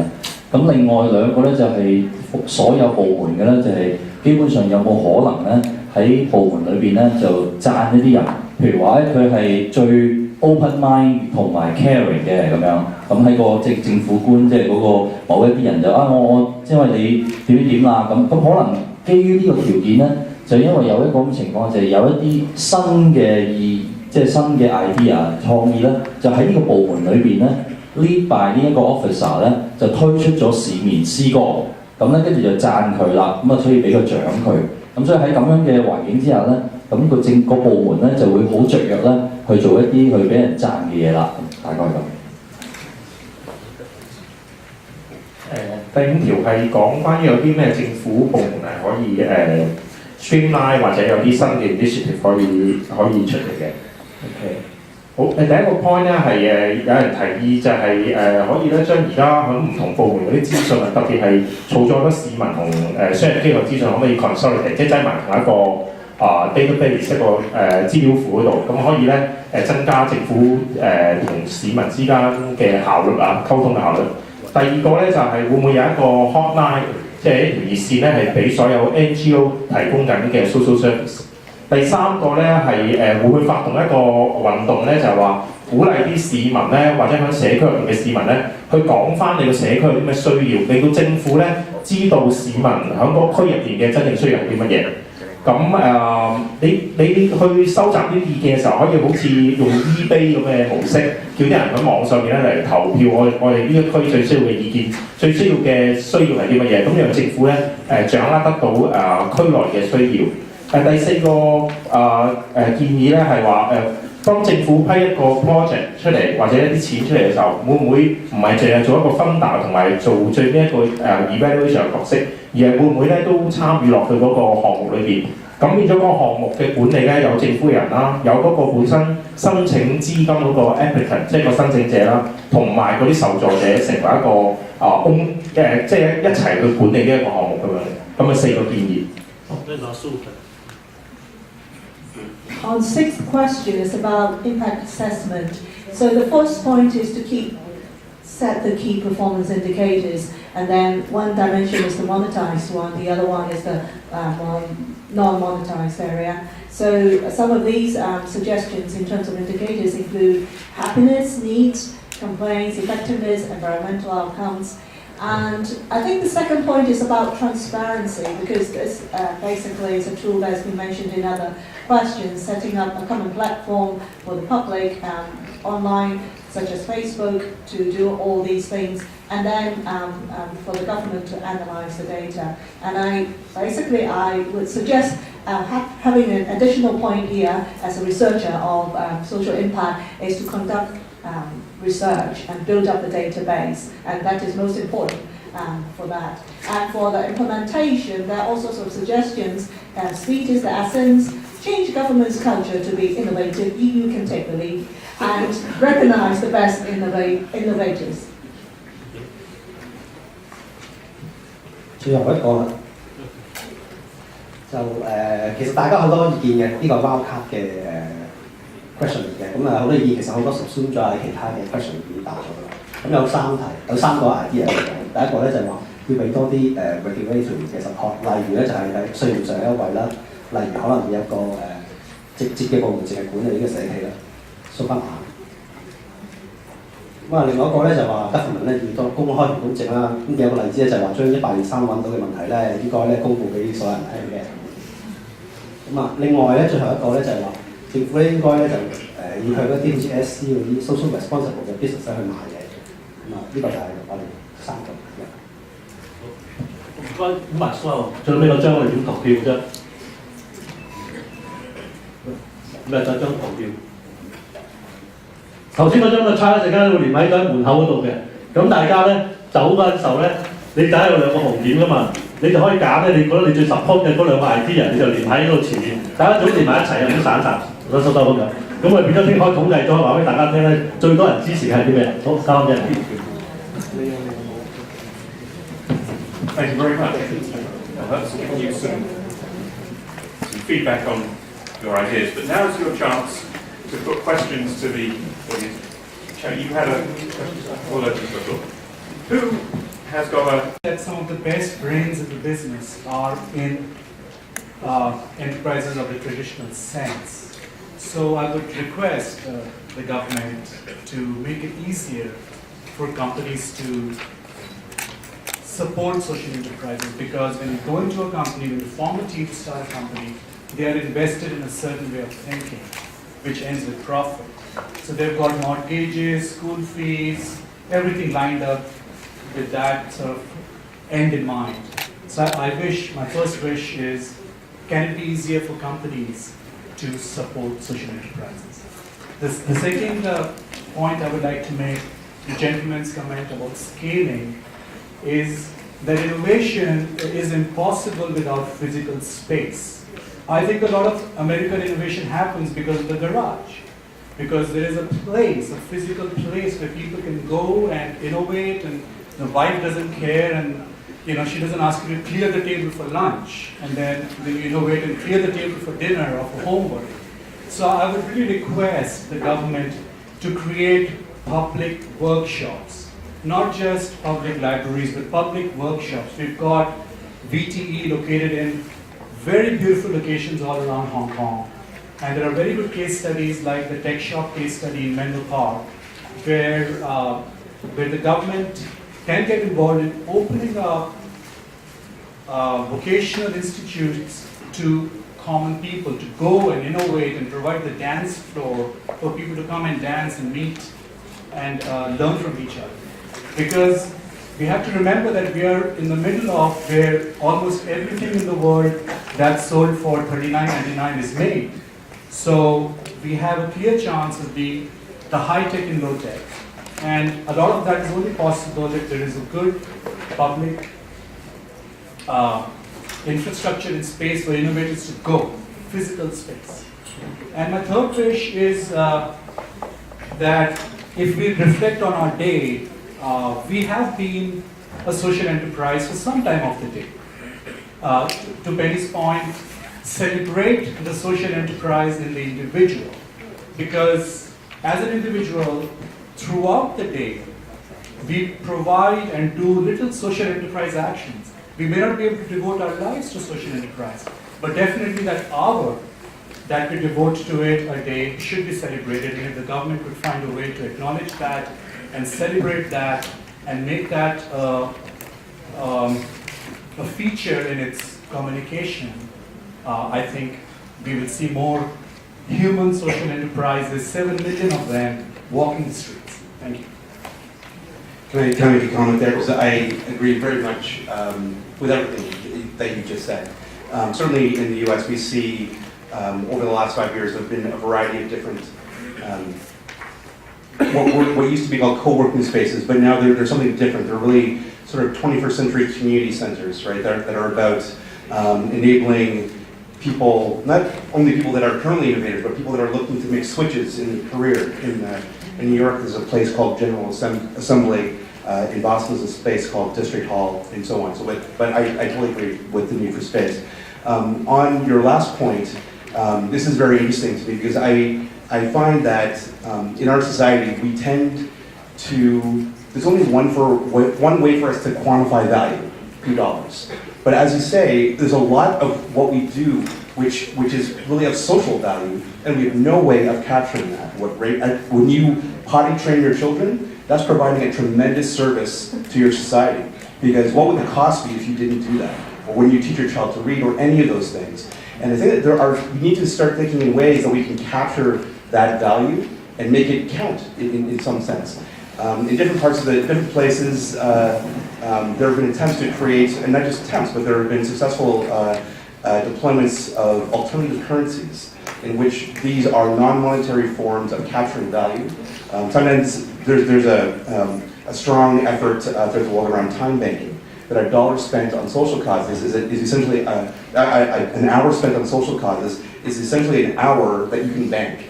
So that when you do spend an hour dropping off, not only carpooling all of your children to school, you're essentially banking that hour that you can then exchange for something else that someone has put into the system. Maybe someone else puts in an hour of carpentry work that you can then exchange your hour for. So I think that we need to be thinking very much in terms of different ways of enabling us to add and create and capture value in society.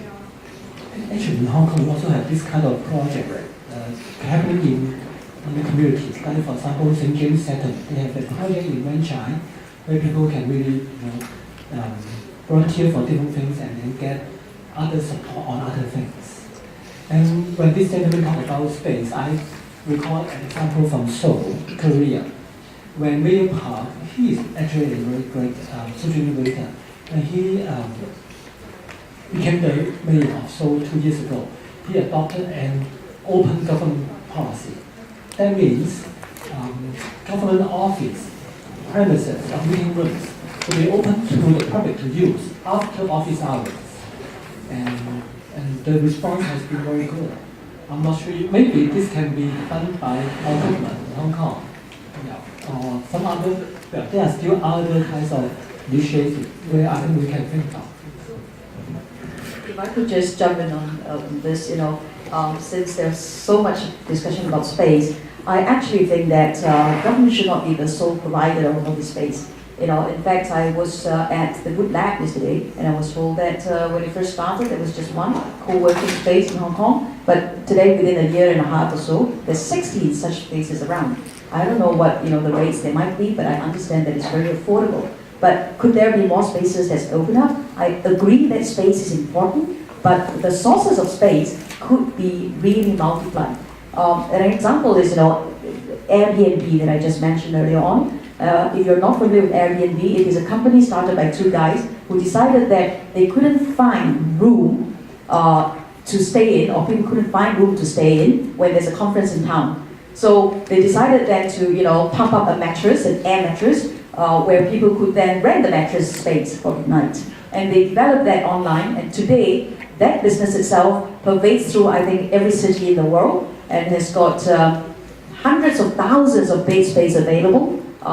And of course, the founders, the two founders have now, I guess, have a business that's worth about $3 billion already. And it made it to the first cover page of The Economist. I'm not here to sell Airbnb. I'm only saying that there are so many ways to think about how to create space out of redundant resources at our home, in our garage, or in corporate offices, and of course government buildings after hours, right?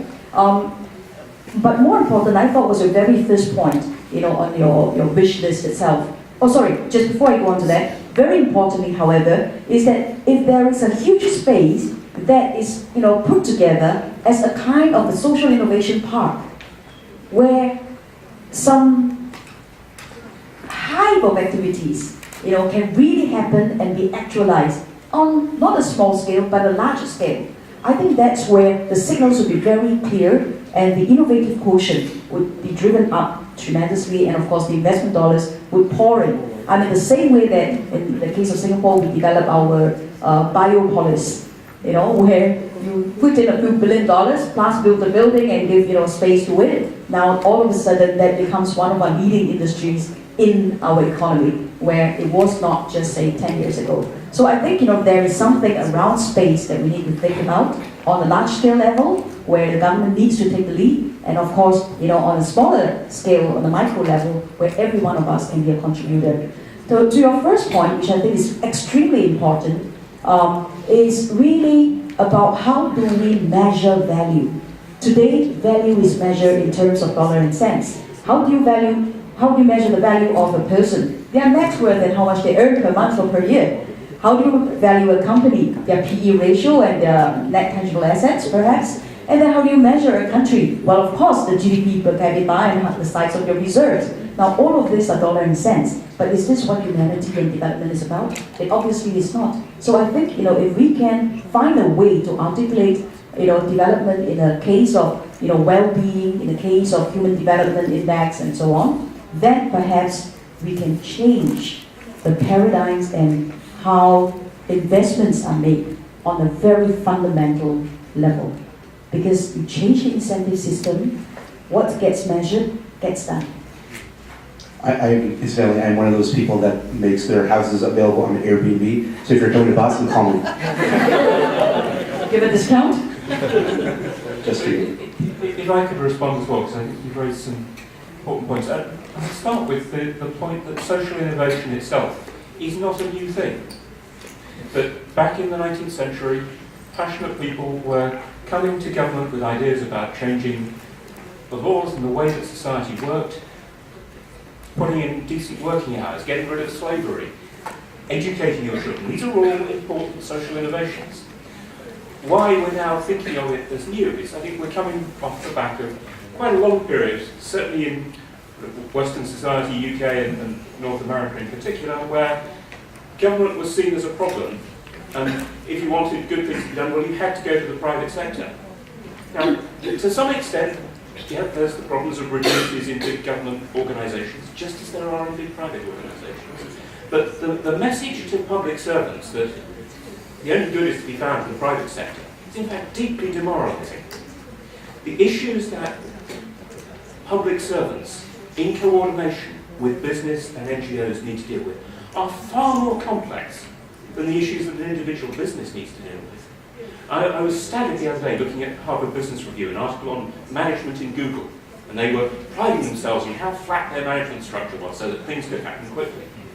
They've got far more managers per worker than we have in government, and yet we're trying to deal with the request to engage with difficult issues, to give time to individuals and NGOs and business to create better value. And we've got legislators always on our back saying, you've got to do more with less. Well, actually, perhaps it's time for government, if it's to be effective in creating this much stronger, more resilient enterprise of a city, which doesn't just draw on private business, but looks on our community business, that we need to be given a bit more capacity and time to follow through on these innovative ideas that you've come up with.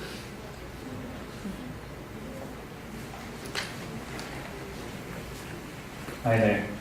So, on a lighter note, I can't help but notice that your 1823 video, 1823, uses all the primary colors just like Google. So I was just wondering if Cecilia is just looking at the screen of Google and Googling about the government service. Just kidding. I don't know who did the video. It was. You can talk to them later. So, my name's Nick. I run one of the social enterprises on concentrating on early childhood education. So, I think my personal view is that the term of social enterprise is detrimental to the businesses because somehow it's of a lower value than a real business.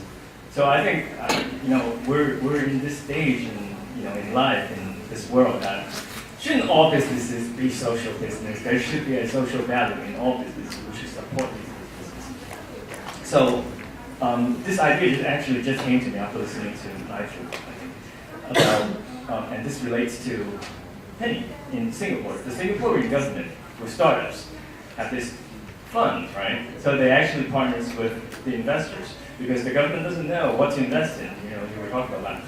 And so the government puts out this money so that private investors, the venture capitalists, can use that money and to invest in their choices, right? So they have the know-how.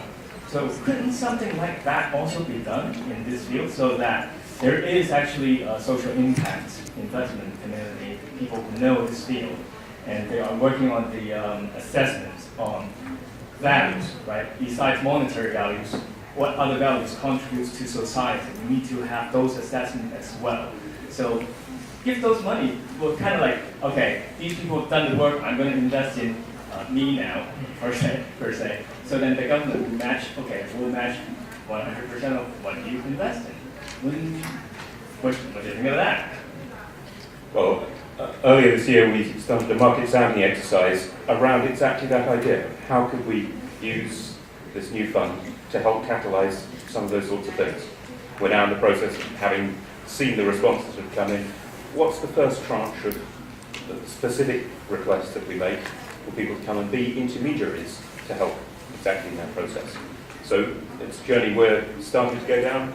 Somewhere that there's a lady from Australia, Rosemary Addis, they've already gone down that route. The UK has got some experience, I think, in Australia, in the US as well.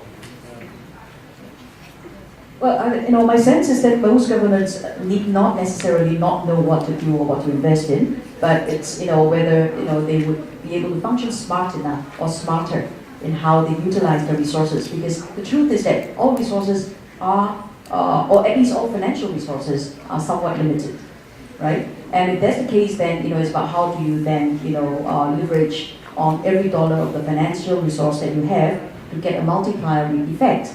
Resources other than financial, say human resource and all of those, I have a controversial theory about that, and that is that the scarcity mindset should not set in too quickly. Because the truth is that we can create a lot more resources just by collaborating together. And therefore, it's about how do you then go forward to really build trust in society, and I think that is the one thing that has been lacking. There was an Edelman survey of 20 countries, 26,000 respondents that showed that the trust barometer, is this thing called the trust barometer, that worldwide trust in government has gone down, trust in businesses have gone down even further, and so has trust in NGOs. Where's trust in CEOs have gone down, meaning I can trust XYZ bank, but I cannot trust Mr. XYZ. I mean, that's, wow, quite a revelation, right? So what has gone up then? What is the good news? The good news is actually peer-to-peer trust has gone up. So you're getting information that you think is more reliable from your next door auntie or your friend compared with some of the media that you're reading. So I think in the light of what you're saying, the critical piece that needs to be put together then is for government to also invest this money into building trust. And I don't mean directly doing so, but by a whole slew of methodologies, including what you've just said about investing into the smaller, the SEs that matters. Right? So my own sense really is that we need, I do agree with the lady who spoke about what are some of the learning points. I think it was point 6 or something like that up there, that you need to build more case studies, you need to build more data, and you need to also build a lot more collaborative platforms so that we can all come together. I'm conscious I've overrun time a little bit. I did see one hand up, right, so let's take that one last question before we close. Great, thank you. My name is Kenny. I'm here from San Francisco, and my question is in regards to how much do you think the perceived culture or reputation of a city impacts its capacity for or drive for innovation? And how do you think the government can take advantage of this? And as an example, perhaps, when you think of a place like Silicon Valley or Boston or New York, you have a sense of openness, creativity, social connectedness, and whatnot. And I think Hong Kong has a reputation for being a bit more conservative, materialistic, and socially cold, is what I was told by Hong Kong residents within my first week here. And if you have an education system with just one test at the end of high school and enough spots for about a third of your graduating high school students, then you create a system of opportunity costs and increased risk for going into social enterprise that might not be acceptable by your family and whatnot. So again, my question is, how does the culture of the city impact innovation, and what can the government do? Can I suggest that there were a few hands that came up, that we take all the questions, at least we hear our audience. Okay, does anyone else want to, one more question for that? Hello, this is Hong Yu. I'm very interested in the private sector. It's finally coming to the private sector. Mohammed Yunus has a very classic model, which is that the private sectors need to get money first in order to carry out all the works that come subsequently. All this day we've been talking about the government and how the government can outsource their resources, but the money never has been a concern for today, but in the real world it is a concern. Mohammed Yunus has a model which said the investors can only take back their initial investment, and the company should return all the funds for solving social problem, and it can take another problems for this. It won the Nobel Peace Prize, and I'm wondering how that model could sustain, and if it can work out, for how long a period can the business, social business, purely private can sustain itself, and how large it can grow in the long term. Any more? One more hand at the back there.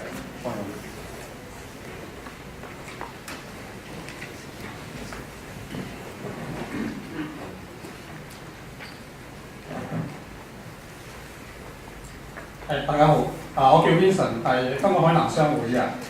咁就第一個問題咧，想問大家咧就係話大家覺得共產政府會有效啲啊？行政方面啊，定民主政府有效啲咧？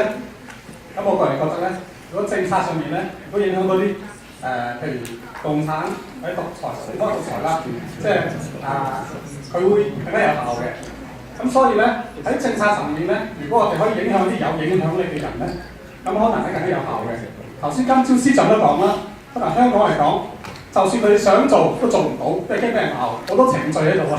但係諗，如果中國政府如果佢個某個官員想做嘅話咧，好快做到噶啦。大家個城市建設見到噶啦。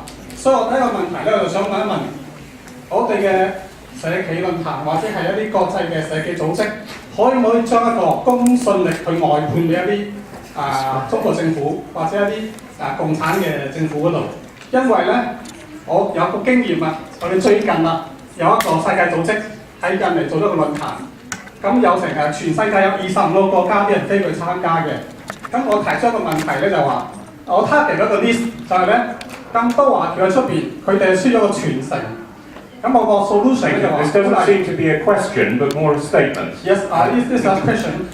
The question is 可唔可以將外判一個公信力嘅一啲國家，佢哋咧行政係有效嘅。咁因為咧如果我提出一個問題就話，如果佢哋去解決一個咁樣嘅問題嘅話咧，用社會企業去解決嘅話咧，佢哋提出一個 question 好大 question 咧，就係話個公信力問題。如果喺嗰個國家做一個社會企業，啲人願意捐錢嘅話咧，但係咧可能會變成一個貪污啊。係啦，變成個貪污嘅話咧，變咗啲人捐錢啦。Respond to your statement with whether they think, from the point of view of the culture of a city, the opportunity for private business, or the structure of government, what is best for encouraging social enterprise? Any thoughts on that? I would respond very briefly that I hope that we can build up a culture of collaboration between the government and NGOs, and also I think could be between different corporations. Nowadays, it's very easy for NGOs to work together with a company on something good. But it's not always so easy for different companies to work together for this kind of CSR activities. At the very beginning, I talked about how to scale up, not only from the government's perspective, but engaging, say, the private. I would say maybe we should try to create this kind of culture of collaboration among all different sectors and also among those in the business sectors, so that we can more easily scale up our good initiatives. One of the key things I think that it contributes to the openness of a city, or the perceived openness to a city, is how culturally or how people feel about failure. I think that's one of the great things about San Francisco and Boston is that people will often wear as a badge of pride the number of startups they did that failed. So I have 3. I live in mine.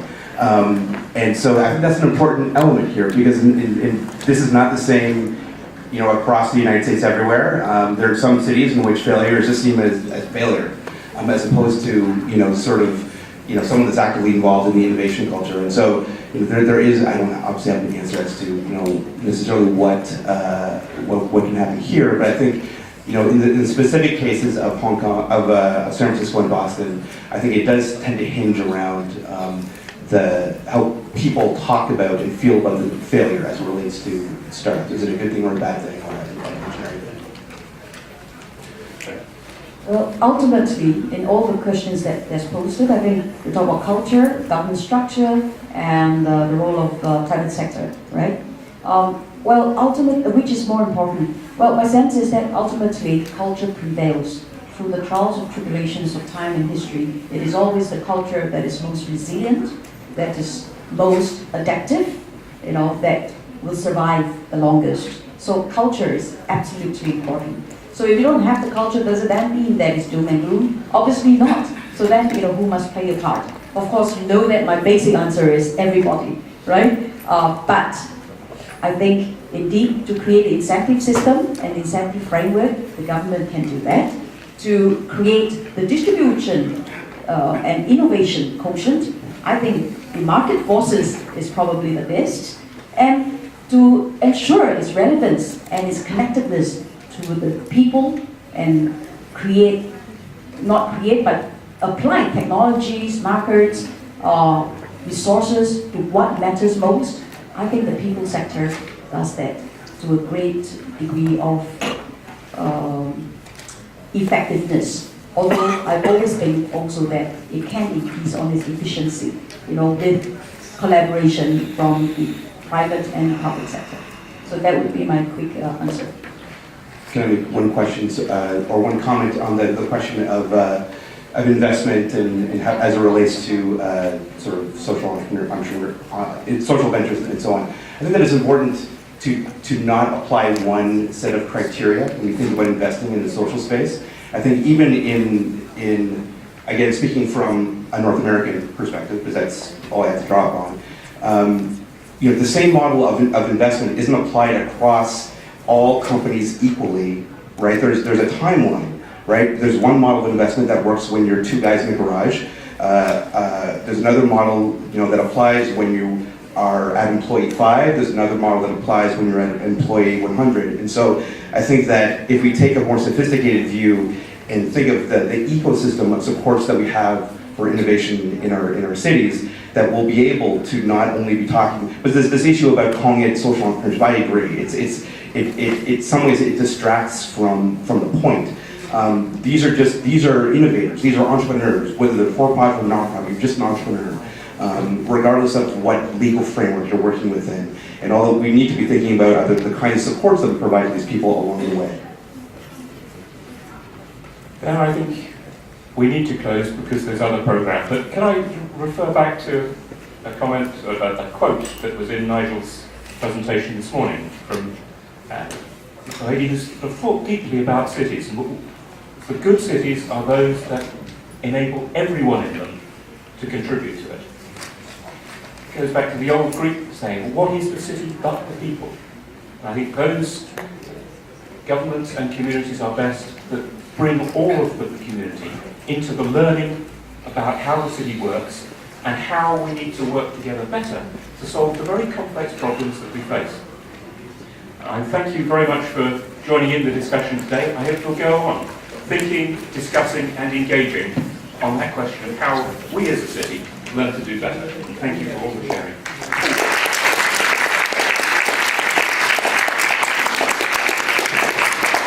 Thank you so much for. Don't forget to vote the best ideas on the Mandela chat outside. And for those who have borrowed the simultaneous interpretation machine, please return at the entrance. And if you do not have our staff are outside right there to serve you. Thank you for coming. 我哋未換到一間房嚟嘅喎，係咪啊？係啊，一間大房係嘛？去翻之前嘅大房。4間都有我哋同事喺度。係啊，其實好嘅。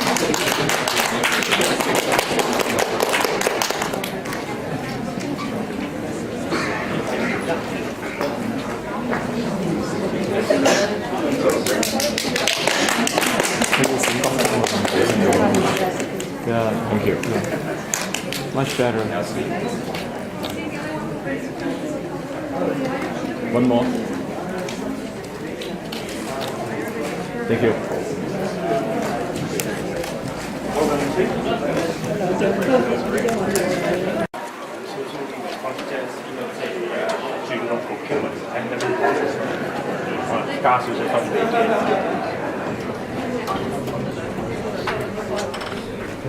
Đi hợp với nó nha.